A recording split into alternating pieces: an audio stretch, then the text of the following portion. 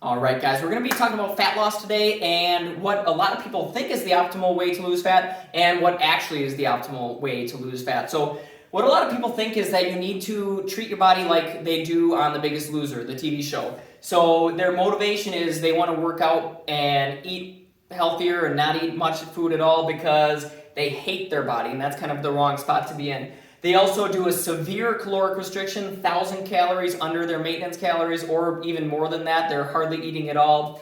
And they're doing tons of chronic cardio. So they're working out for hours and hours a day, endlessly doing the treadmill, whatever they're doing, kickboxing circuits. Nothing wrong with those modalities of cardio, but you don't have to do them hours a day.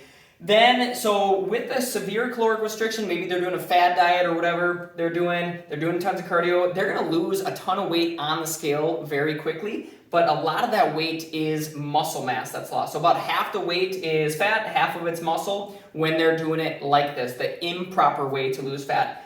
And muscle mass is very important to have on the body to keep your metabolism sped up. So muscle mass is very, very calorically expensive to carry around. It's going to burn a lot of calories just having that muscle mass on your body when you're doing that. So their metabolism slows, and then inevitably it's a very, very unsustainable process to be doing hours of cardio, to not be eating at all. You know, you want to be able to enjoy your life, so it's unsustainable. So they stop, they go back to their normal eating patterns, normal exercise patterns, and since their metabolism slowed down, then they're going to gain a ton of weight back very quickly, and they're probably going to be in a worse spot than they were before. So like 90% of Biggest Loser contestants are in a worse spot than they were before because they slow their metabolism way down by doing the exact wrong thing you should do to your body.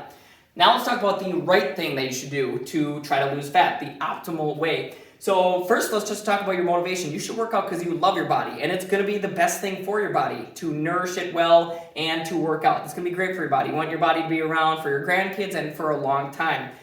A moderate caloric restriction, so 300 to 500 calories under maintenance. If you're eating 500 calories under your maintenance calories for one whole week, that'd be 1 pound of fat, which does not sound like a lot. I tell my clients that all the time, does not sound like a lot, but ultimately at the end of the day, this is what 1 pound of fat looks like. So when you do this for a week, that's massive. And you should be really happy with that small a step on the scale. 1 pound of fat is awesome. So times that by 26 weeks, however long you want to go for, however much weight you want to lose, that's awesome. So be excited about 1 pound being down on the scale because that is just fat too, because we're going to follow these other principles of resistance training 2 to 4 times a week, doing standard proper resistance training and eating a high protein diet.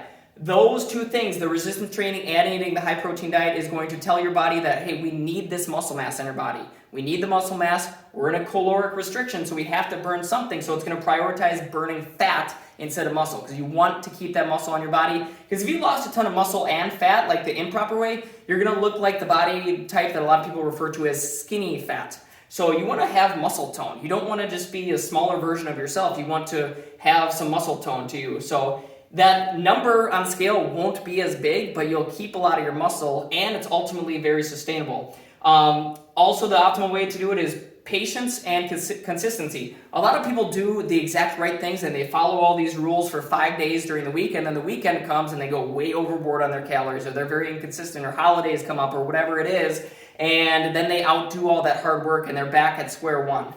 They also take breaks. Successful people take breaks. So I like to program 2 weeks on, 2 weeks off, 2 weeks on a deficit, and 2 weeks just eating normal at maintenance. That's going to keep your metabolism revved up a little bit. It's also just going to give you a mental break and make it sustainable for you. And that break that I'm referring to isn't eating as much as you want. That's eating at your maintenance calories. So you should be staying the exact same weight during the break and then trying to lose weight during the deficit. And then you could be down 30 plus pounds in a year just by doing that, by being very consistent, by following these steps.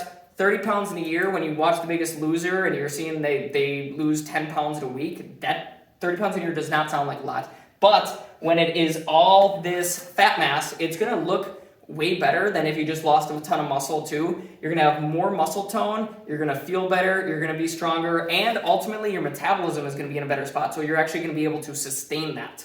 So that is the proper way to lose fat.